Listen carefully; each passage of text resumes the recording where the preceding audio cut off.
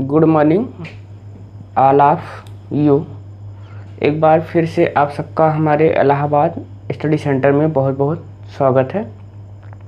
जैसा कि मैंने संख्या पद्धति का चैप्टर स्टार्ट किया था, उसमें आपको दो यानी मनोहर रे और एनसीईआरटी राइटर दोनों को मिस करते हुए लेकर चल रहे हैं, जिसमें हम मनोहर रे से दूसरे नंबर तक का सवाल आपको बता दिया था। तो आपको तीसरे नंबर से सवाल इस पार्ट 2 वीडियो में हम बताने जा रहे हैं। तो क्वेश्चन को बोर्ड में लिखे हैं, आइए देखते हैं। क्वेश्चन है आपका यूक्लिड विभाजन से एल्गोरिथम प्रमेय से 92,690, 7,378 और 7,161 का एचसीएफ ज्ञात कीजिए। तो इसमें हमें यानी यूक्लिड एल्गोरिथम के आधार पर एचसीएफ निकालना है। जैसा कि प्रीवियस क्लासेस में मैंने आपको बताया है, तो सिर्फ इसमें डिफरेंट क्या है, पहले हम 2 अंकों का निकालते थे, अब हमारे पास तीसरा अंक है। एचसीएफ मैंने पहले ही बता चुके हैं कि चाहे 2 अंक का हो या 2 से अधिक अंकों का एचसीएफ निकाला जाता है। तो आइए देखते हैं। इसके अगर हम सॉल्यूशन निकालते हैं तो सबसे पहले हम क्या करेंगे, यूक्लिड विभाजन से इनका हम पेयर्स लेंगे। तो पेयर्स हमारा 92,690 और 7,378। तो लिखेंगे सर्वप्रथम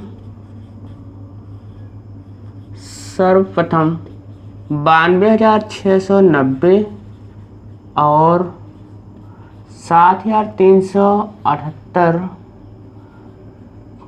का यूक्लिड विभाजन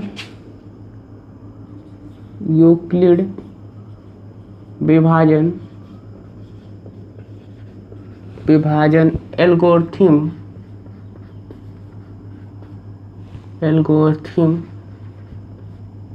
के प्रयोग से, या लिख सकते हैं के प्रमेयिका से। तो हमारा यानी यूक्लिड प्रमेय का विभाजन होता है, मैंने बताया था आपको, A बराबर BQ प्लस R। अगर इस फॉर्म में हमने लिखा है तो ये यूक्लिड विभाजन एल्गोरिथम का प्रमेयिका कहलाता है। तो हमारे पास संख्या क्या है, 92, और यहाँ पे लिखेंगे चूँकि 92,690 ग्रेटर देन 7,378, इसलिए पहले हम क्या करेंगे, उसी तरह रफ कार्य कर लेंगे। 7,378 को 92,690 से भाग दे देंगे। तो भाग देंगे तो 12 सत्ते 84 यानी 12 बार जाएगा, तो 12 बार ले जाएंगे, 12 अट्ठे 96, 12 सत्ते 84, 84 और 9 93 का 3 हो जाएगा। फिर बढ़त यहीं 36 9 45, हासिल 4 हो गया, 12 सत्ते 84, 4 88 हो गया। घटाएंगे तो 10 में 6 गया 4, 8 में 3 गया 5, फिर यहाँ से 6 में से 5 गया 1 और 12 में से 8 गया 4, यानी हमारे पास यहाँ से 4154 बचा। अब संख्या यानी हमें तब तक काटना है जब तक 0 ना हो जाए। तो इस कंडीशन में हम क्या करेंगे, फिर 4154 से 7378 को भाग देंगे। दिखाई दे रहा है, तो थोड़ा सा और हम इधर लिख लेते हैं। 4154 भागे 7378 को भाग देंगे। दिखाई दे रहा है, दिख रहा है। तो हम भाग देंगे, तो अब क्या करते हैं, अगर 2 बार ले जाएंगे ज़्यादा हो जाएगा, 1 बार ले जाएंगे। 4154 घटाएंगे तो 8 में 4 गया 4, 7 5 गया 2, 3 में से 1 गया 2, फिर यहाँ यानी 7 में से 3 गया, 4 गया तो 3 आएगा। 8 में 4 घटाएंगे 4, 7 में 5 2 हो गया, 3 में से घटाएंगे 2, 7 में 4 घटाएंगे 3। फिर हम 3224 से पुनः भाग देंगे। तो 3224 से 4154 को भाग देंगे। 2 बार ले जाएंगे तो ये भी अधिक हो जाएगा। तो हम 3224 का नाम 3224 लिखेंगे। तो 4 में 4 घटाएंगे 0 आएगा, 5 में 2 घटाएंगे 3 आएगा, 11 में से 2 घटाएंगे तो 9 आएगा, 930। फिर नहीं कटा तो 930 से हम 3224 को भाग दे देंगे। तो 9 चौको 36, 4 बार ज़्यादा हो जाएगा तो 3 बार ले जाएंगे। 3 0 0, 3 त्रिक्का 9, 3 9 27। फिर यहाँ पे हमारे पास 4 आएगा और इसके बाद 4 में 0 घटाएंगे 4, फिर 11 में से 9 गया 2, 11 में 7 गया 4, फिर 424 से हम 424 से 930 को भाग देंगे। तो 2 बार जाएगा। तो 2 चौको 8, 2 दूना 4, 2 चौको 8। फिर यहाँ से 10 में से 8 जाएगा 2 आएगा और 12 में से 4 गया 8 आएगा। फिर 82 से हम 424 को भाग देंगे। तो हमारे पास यानी स्टेप में 8 पंजे 40 5 बार जा सकता है, 5 बार ले जाएंगे तो 8 5 40, 2 पंजे 10, 410 हो जाएगा। फिर यहाँ से 14 आएगा, 14 से 82 को भाग देंगे तो हमारे पास यहाँ से यानी कुछ इसमें प्रॉब्लम्स हो रही है। देखते हैं क्या प्रॉब्लम है। 7378 है, 7378 यानी हमारे पास अगले में 3224 भी ठीक है, एक बार गया। फिर यहाँ से घटाएंगे तो 4 में से 4 गया 0, 5 में 2 घटाएंगे 3, 11 में 2 घटाएंगे 9 और ये कट गया। 930 से फिर 3224 को भाग देंगे तो 4 बार लेंगे जाएंगे, ज़्यादा हो जाएगा। 4 9 36, 3 0 0, 3 त्रिक्का 9, 3 9 27। यहाँ 4 आया और 12 में से 9 जाएगा तो यहाँ 3 आएगा, यहाँ 3 आएगा। फिर 11 में 7 गया 4, ये कट जाएगा। यानी हमें 434 से भाग देना है। 434 से भाग देंगे 930 को तो 2 बार ले जाएंगे तो 4 दूना 8, 34 दूना 68, 34 दूना 68। तो हमारे पास 10 में से 8 जाएगा 2 आएगा। फिर यहाँ 3 में से 6 यानी 12 में से 6 गया 6 आएगा, ये क्रॉस हो जाएगा। फिर 62 से 434 को भाग देंगे तो यहाँ हमारे पास यानी 6 सते 42 और 6 दूनी 12, 7 बार ले जाते हैं। 7 दूनी 14, 7 6 42, 1 43, यहाँ पे 0 हो गया। यानी हम 2 संख्याओं का मासा। अब यहाँ पे हम इसलिए स्टेप प्रथम चरण फर्स्ट स्टेप में वही लिखेंगे a बराबर बी क्यू। तो हम फिर से एक बार याद दिला दे रहे हैं, इसे हमने b माना था, इसे a माना था, इसे q माना था और जो बचा था यहाँ इसे r माना था। तो a के स्थान पे हम 92,690 बराबर b के स्थान पर हम 7,378 गुणते 12 और प्लस 4154 54। फिर नेक्स्ट स्टेप में, सेकंड स्टेप में हमारा 4154 है, तो ये हमारा यानी 7300। तो लिखेंगे फिर 7378 बराबर 4154 गुणते 1 प्लस 3224 बचा है। फिर थर्ड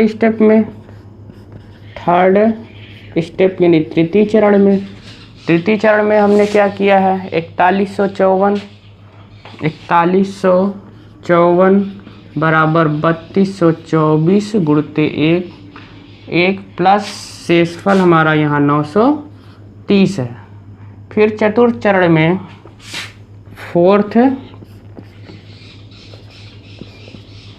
फोर्थ स्टेप में 3224, तो 3224 बराबर 930 गुणते 3 प्लस 434। फिर फिफ्थ स्टेप में आएगा, यानी यहाँ पे फिफ्थ स्टेप 434, तो हमारे पास यहाँ 930, तो 930 बराबर 434 गुणते 2 प्लस 62। फिर क्या करेंगे, यानी सिक्स्थ स्टेप में लिखेंगे 434 बराबर 62 गुणते 7 प्लस 0, यानी यहाँ पे शेषफल शून्य हो गया। तो HCF इन दोनों का हमारे पास 62 आया। कितना आया, 62, यानी HCF हो गया 62। तो अभी हमारे पास ये क्लियर नहीं है कि 62 ही होगा। सॉल्व करेंगे नेक्स्ट स्टेप में, तो आप इसका 60 स्क्रीन ले लेंगे और हम बाकी फिर सॉल्व कर रहे हैं। तो हमारे पास नेक्स्ट संख्या है, लिखेंगे पुनः, मिटा देते हैं इसको,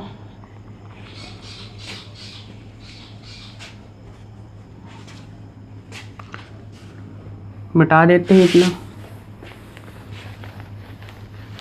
नेक्स्ट स्टेप में हमारे पास यानी एक संख्या 62 आई और दूसरा अभी हमारे पास 7161 बचा है। तो लिखेंगे पुनः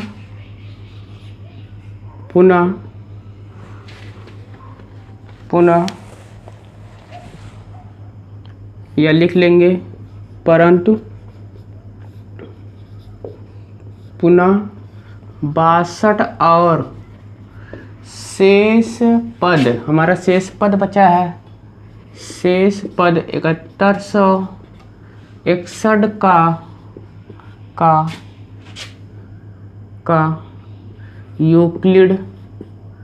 यूक्लिड विभाजन, वही लिखेंगे विभाजन एल्गोरिथम के प्रमेयिका से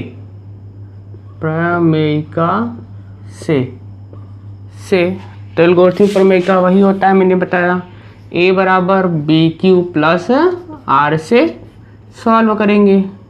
तो अब यहाँ पे चूँकि 7161 ग्रेटर देन 62 है, तो हम क्या करेंगे, नहीं हमेशा भाग देंगे 62 से 7161 में। तो 62 भागे हमारा यानी 62 भागे 7161, अगर हम ले जाएंगे 6 9 में 54, 6 दामा 60, 10 बार ले जाते हैं तो 11 छक्का 66, 12 6 72 ज़्यादा हो जाएगा तो 11 बार ले जाएंगे, 11 दूना 22 का 2 हो जाएगा और 11 छक्का 66 पहले ही काट लेते हैं। 62 का नम 62 घटाएंगे तो 11 में से 2 गया 9, 6 उतार लेंगे तो फिर एक बार जाएगा 62 का नंग 62, फिर यहाँ से घटाएंगे तो 4 आएगा और यहाँ से 3 आएगा, फिर एक उतारेंगे 3 से 41 हो गया, फिर 6 पंजे 30, 5 बार ले जाएंगे तो 5 दूना 10, 5 छन 30 31, 5 दूना 10, 5 छन 30 31, तो एक यहाँ से 3 आएगा, ये कट जाएगा, फिर 31 से 62 को भाग देंगे, 31 दूना 62, यानी यहाँ पे भी शेषफल 0 हो गया। तो इसको हम लिख सकते हैं, इसलिए स्टेप, इसका भी स्टेप चलेगा, इसलिए स्टेप फर्स्ट में लिखेंगे 7161 बराबर 62 गुणते 115 और प्लस 31 हमारा यहाँ पे आर का मान बचा। फिर स्टेप सेकंड में लिखेंगे 62 बराबर 31 गुणते 2 प्लस 0, यानी जहाँ से जिससे संख्या कट गई वही HCF है। तो लिखेंगे अतः HCF बराबर 31, ये 31 होगा, यही आपका आंसर है। तो आप इसे इसी तरह सॉल्व करेंगे। अगर इसके अलावा भी आपको समझ में नहीं आता है, कोई प्रॉब्लम्स है, तो आप हमारे यानी यूट्यूब चैनल में कमेंट के माध्यम से आप हमें बता सकते हैं। अब इसके आगे नेक्स्ट सवाल को सॉल्व करते हैं, जो कि यह सवाल भी केवल मनोहर रे में ही दिया गया है। तो हम इसको मिटा देते हैं, आप इसका शार्ट स्क्रीन ले लेंगे। मिटाते हैं। और भाई किताब में जो भी आपके यानी बेसिक पार्ट दिए होते हैं उसको ज़रूर पढ़ते रहा करें। आइए देखते हैं। तो चौथा सवाल है, चौथा सवाल ये भी मनोहर रे का ही है। तो कह रहा है कि यूक्लिड एल्गोरिथम के प्रमेय से 306 और 1314 का HCF निकालिए।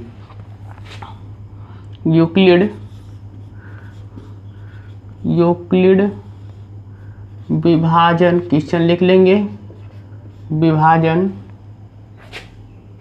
एल्गोरिथम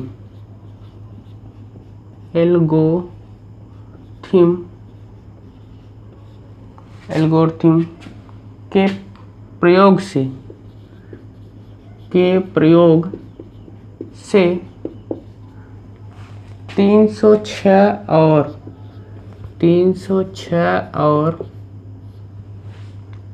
1314 का HCF ज्ञात कीजिए। HCF ज्ञात कीजिए। तो आइए सॉल्व करते हैं इसको भी। तो लिखेंगे चूँकि 1314 ग्रेटर देन 306, इसलिए वही कार्य करेंगे हम, यानी 1314 ग्रेटर देन 306 को एल्गोरिथम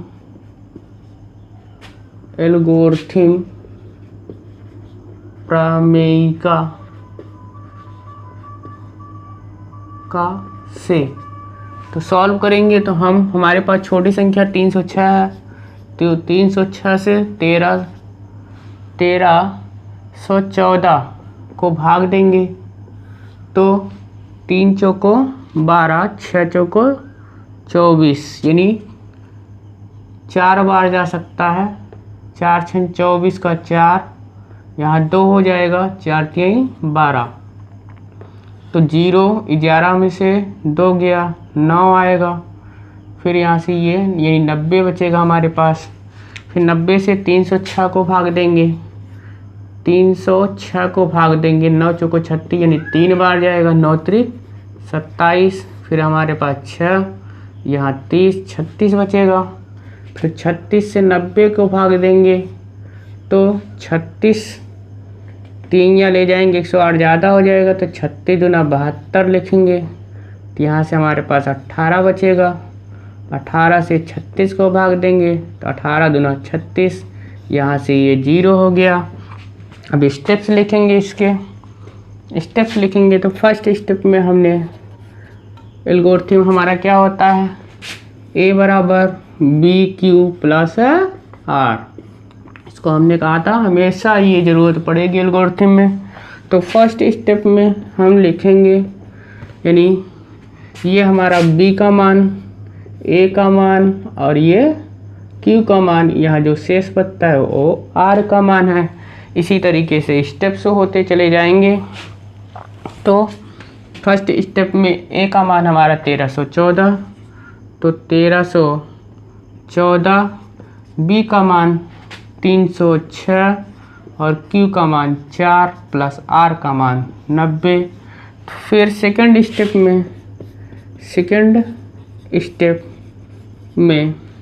स्टेप में हमारा, यानी यहाँ पे a का मान 306 है, तो 306 बराबर 90 गुणते 3 प्लस रेस्ट यानी 36 है। फिर नेक्स्ट स्टेप यानी थर्ड स्टेप में होगा, थर्ड स्टेप में सॉल्व करेंगे तो हमारे पास 90 बराबर लिखेंगे, 90 यानी 90 बराबर 36 गुणते 2 प्लस 18। फिर फोर्थ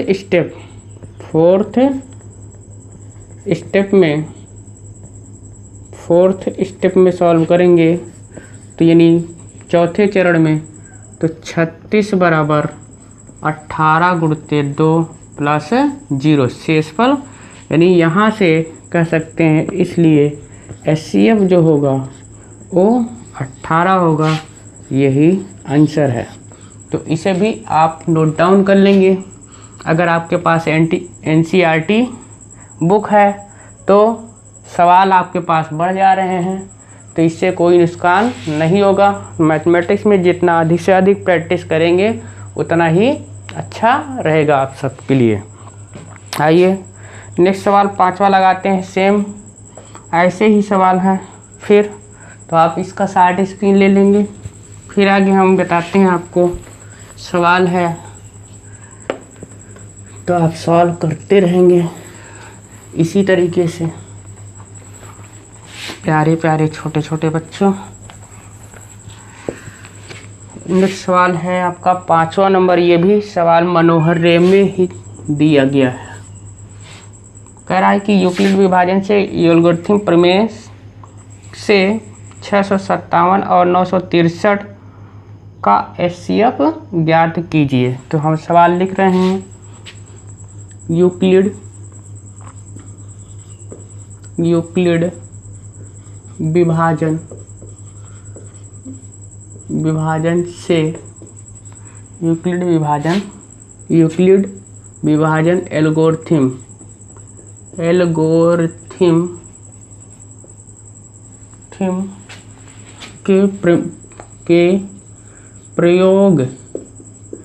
के प्रयोग से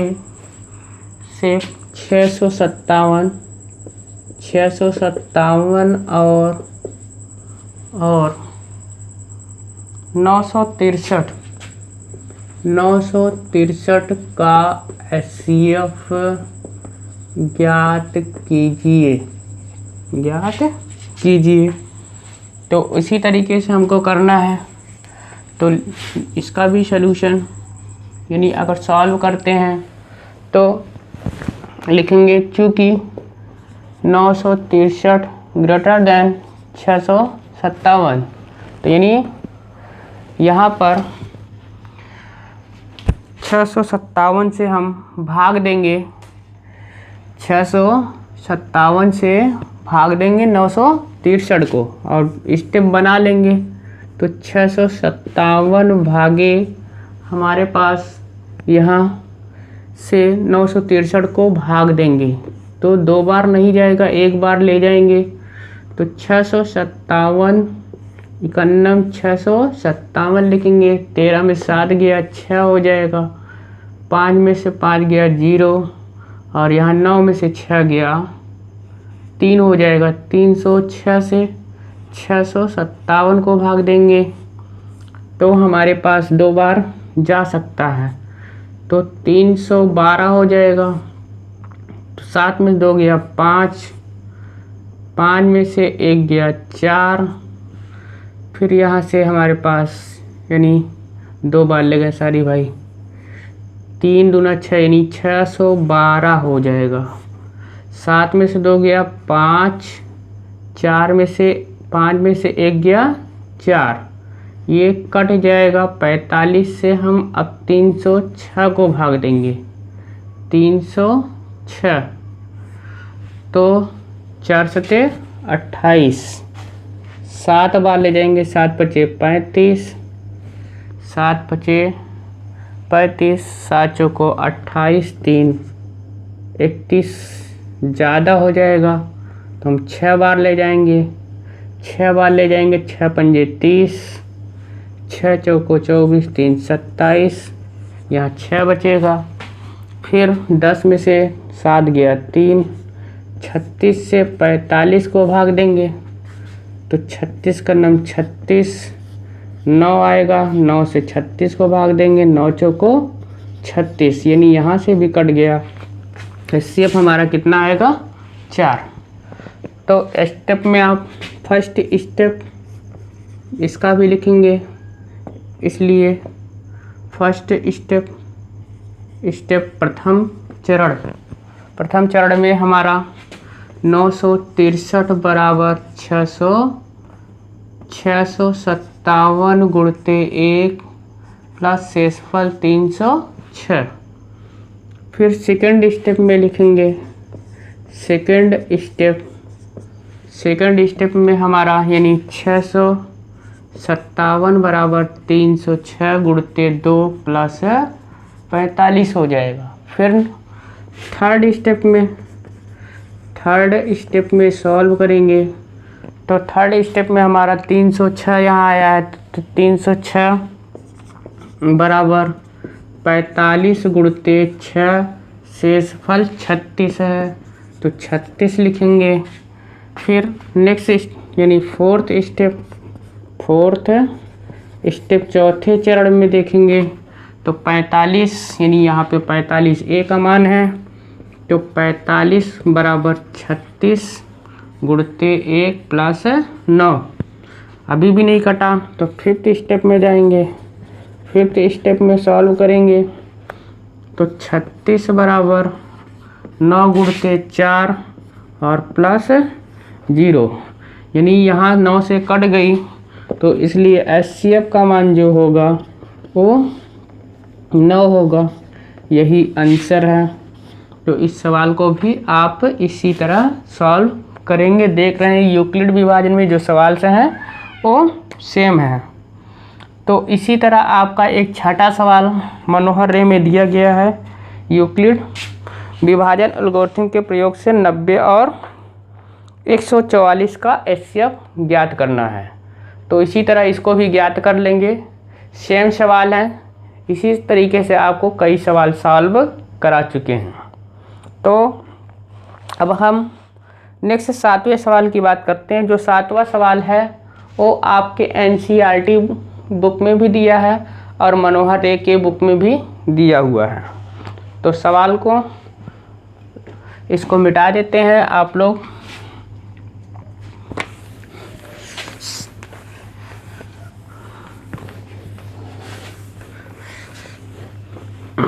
मन लगा के पढ़ाई किया करो भाई लोगों। तो आइए देखते हैं। नेक्स्ट सवाल है 7वां नंबर। 7वें नंबर में सवाल लिखा है बुक में। सवाल है और याद रखेंगे कि मनोहर रे में ये 7 नंबर सवाल है। किसमें है? मनोहर रे। और दूसरा नंबर NCERT में है, NCERT। अगर NCERT की बुक रखे होंगे तो दूसरा नंबर सवाल है, और मनोहर रे की बुक रखे होंगे तो आपके पास सेम सवाल 7 नंबर है। तो कह रहा है कि दर्शाइए कोई धनात्मक, दर्शाइए कि कोई धनात्मक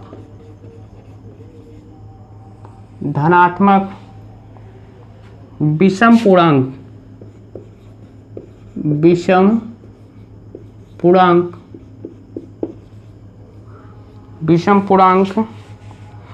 6q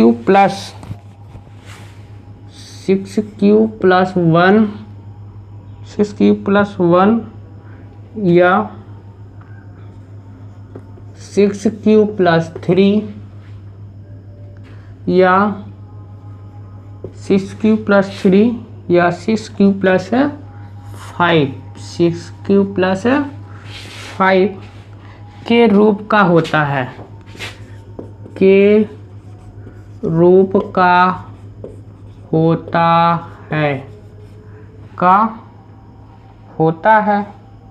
जहाँ q कोई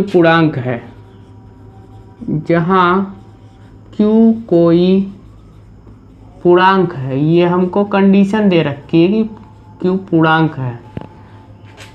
तो आइए देखते हैं इसको कैसे सॉल्व करना है। तो यहाँ पे हम क्या करेंगे, यूक्लिड प्रमेयिका का ही प्रयोग करेंगे। तो यूक्लिड प्रमेयिका का प्रयोग करेंगे तो हमें एक मानना पड़ेगा कि दर्शाइए कि कोई धनात्मक विषम पूर्णांक दिया है। तो हमारे पास यहाँ पूर्णांक नहीं है, तो मान लेंगे माना कोई पूर्णांक a है। क्या है भाई? a है, ये मान लेंगे। और क्या करेंगे, यूक्लिड प्रमेयिका फिर लिखेंगे यहाँ पे हम यूक्लिड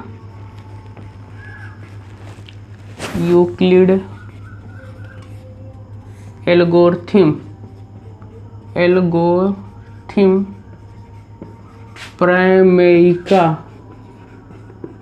प्रमेयिका से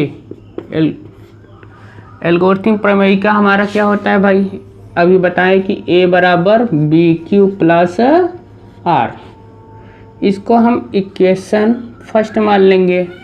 और हमारे पास पहले से यहाँ पर दे रखा है कि 6। अब इसको हम मान लेंगे a बराबर 6q प्लस 1।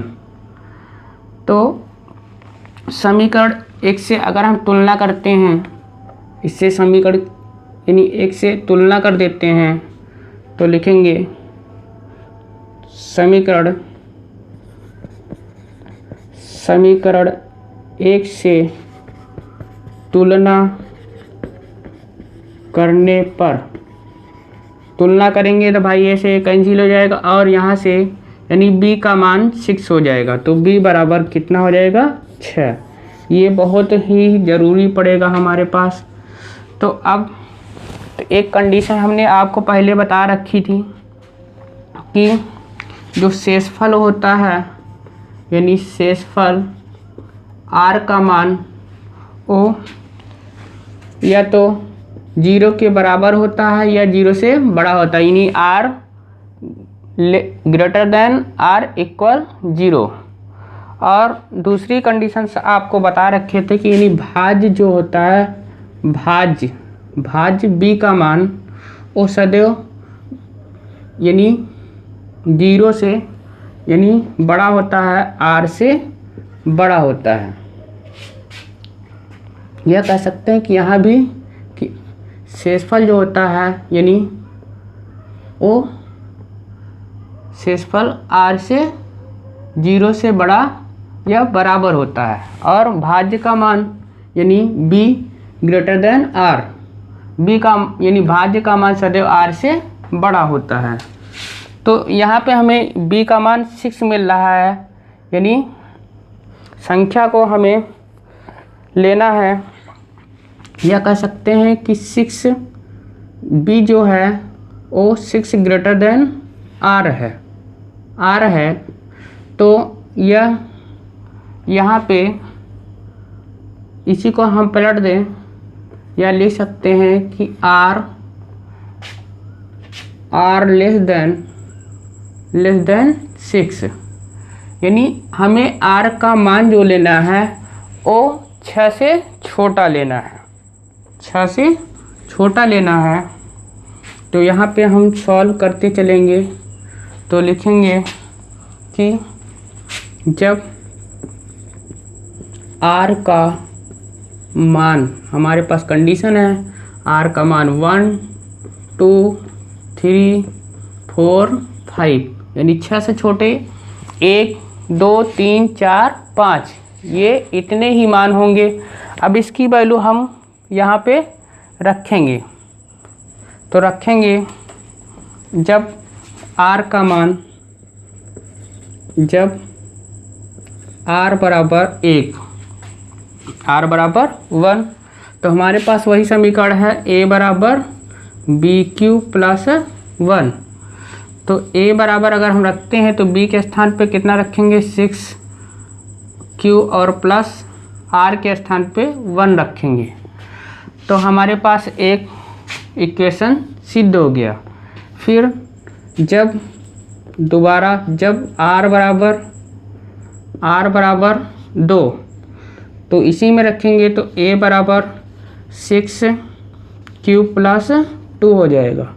फिर रखेंगे तो जब r बराबर 3 लेंगे तो a बराबर 6q प्लस, यानी इसी समीकरण से हम सॉल्व कर रहे हैं, b का मान 6 रखेंगे और q का मान q रखेंगे r के स्थान पे, यानी यहाँ पे हम r लिखेंगे, तो r के स्थान पे हम कितना रख रहे हैं 3। तो हमारा दूसरा भी समीकरण सिद्ध हो गया। फिर तीसरा कह रहा है, तो फिर हमारा अभी एक स्टेप बाकी है। तो जब हम r का मान 4 रखेंगे तो a बराबर 6q प्लस 4 मिलेगा, और फिर जब r का मान 5 रखेंगे तो a बराबर 6q प्लस 5 मिलेगा। तो इस प्रकार से यह सिद्ध हो गया, तीनों मान सिद्ध हो गए। तो लास्ट में लिखेंगे इति सिद्धम, या इंग्लिश में प्रूव दैट लिखा जाता है। तो इस तरीके से आपको सॉल्व करना है। तो आप इसका शॉर्ट स्क्रीन लेके सवाल को नोट कर लेंगे, और एक बार नहीं समझ में आता है तो वीडियो को 1 से 2 बार 3 बार 4 बार 10 बार आप चला करके आगे पीछे करके सवाल को समझ लेंगे। क्योंकि ऑनलाइन में होता है भाई, बार बार किसी चीज़ को मिटा करके रिवाइज करना संभव नहीं होता है, तो आप वीडियो को आगे पीछे प्ले करके कर सकते हैं। इसके भी अलावा अगर आपको ज़्यादा प्रॉब्लम आती है तो आप हमसे कमेंट के माध्यम से पूछ सकते हैं। नेक्स्ट सवाल है, यह भी सवाल NCERT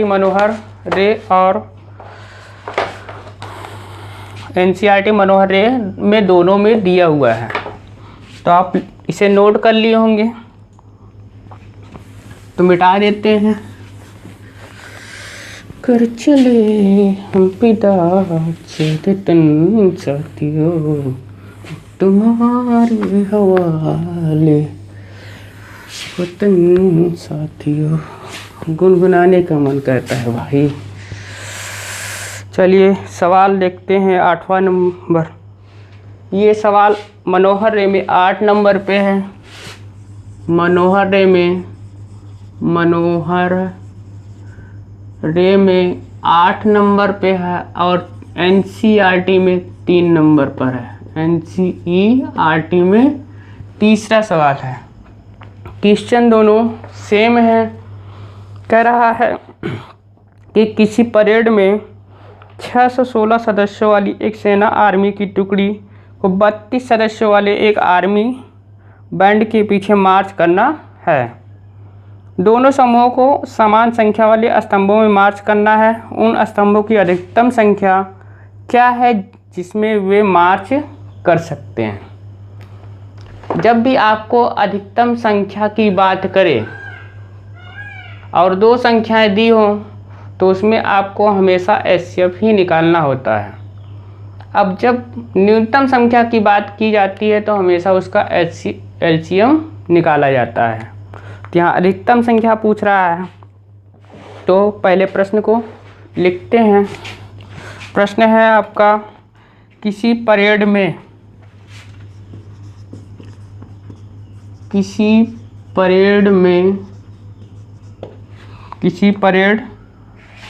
616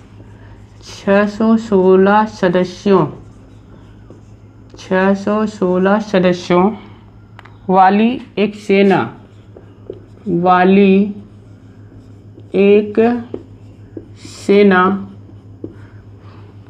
सेना यानी सेना को आर्मी कहते हैं। सेना की टुकड़ी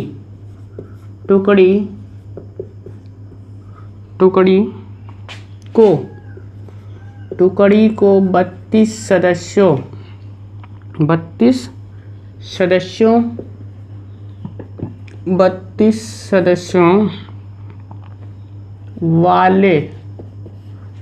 सदस्यों वाले दिखाई नहीं दे रहा है का दिख रहा है, यहाँ लिख देते हैं, आपको दिखाई नहीं दे रहा होगा। सदस्यों वाले एक आर्मी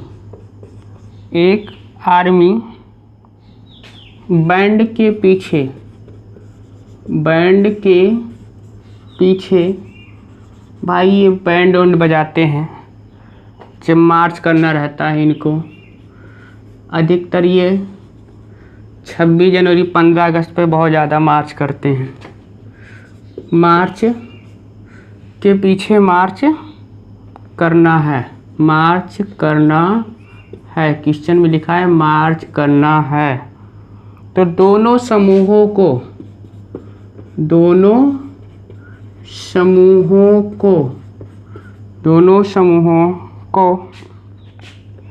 समान संख्या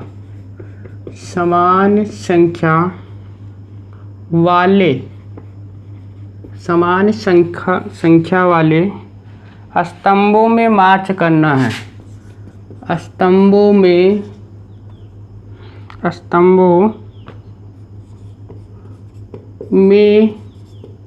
मार्च करना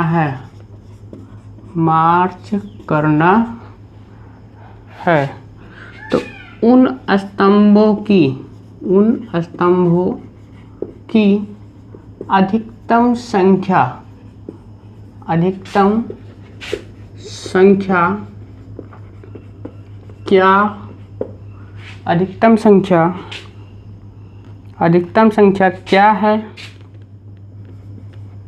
क्या है। फिर अगला क्वेश्चन इसी में पूछ रहा है जिसमें वे मार्च कर सकते हैं। संख्या क्या है जिसमें वे मार्च कर सकते हैं। तो यहाँ पे भी आपको यानी एचसीएफ ही एल्गोरिथम प्रमेय से निकालना है। तो लिखेंगे सॉल्यूशन में आपको लिखना है प्रश्नानुसार, चूँकि कह रहा है कि किसी परेड में 616 सदस्यों वाली एक सेना की टुकड़ी को 32 सदस्यों वाले एक आर्मी बैंड के पीछे मार्च करना है। दोनों समूहों के समान संख्या वाले स्तंभों में मार्च दोनों समूहों को समान संख्या वाले स्तंभों में मार्च करना है। उन स्तंभों की अधिकतम संख्या क्या है जिसमें वे मार्च कर सकते हैं। तो लिखेंगे प्रश्नानुसार भाई स्तंभ आपके सैनिक अगर ऐसे ऐसे खड़े होंगे तो इसको हम बोलते हैं स्तंभ। इस तरह की लाइनें हम बना लेते हैं, इसको बोलते हैं स्तंभ, और इसे हम बोलते हैं रो, कॉलम। तो याद रखेंगे कि रो और कॉलम क्या होते हैं।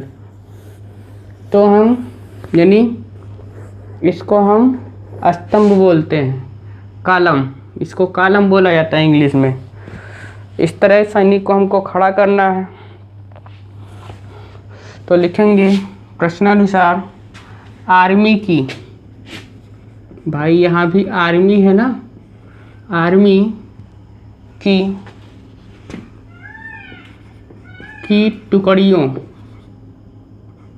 टुकड़ियों यानी आर्मी की टुकड़ियों के दो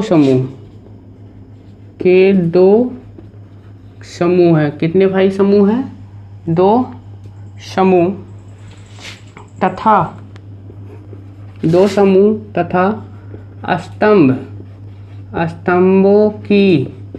स्तंभों की यानी संख्या समान दी गई है।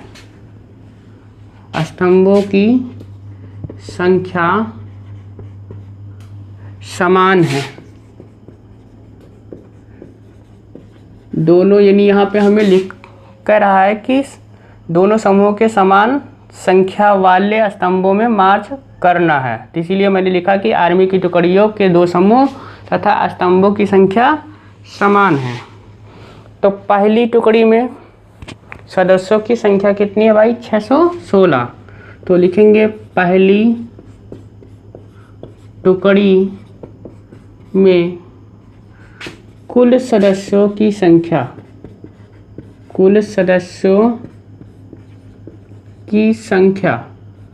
कितना है भाई? 616। फिर दूसरी टुकड़ी में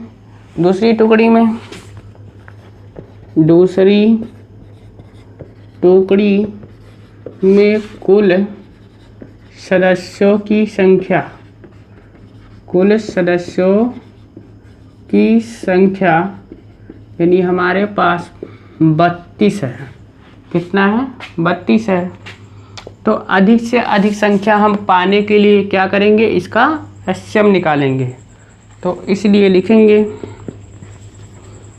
लिखा है अधिकतम, यानी अधिकतम संख्या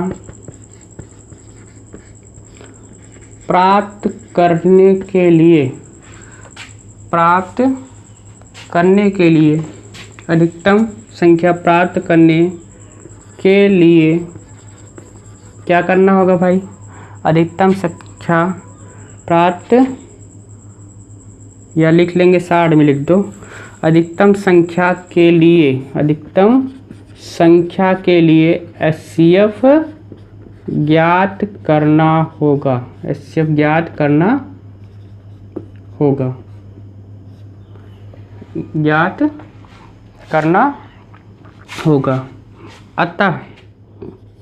अतः यूक्लिड एल्गोरिथम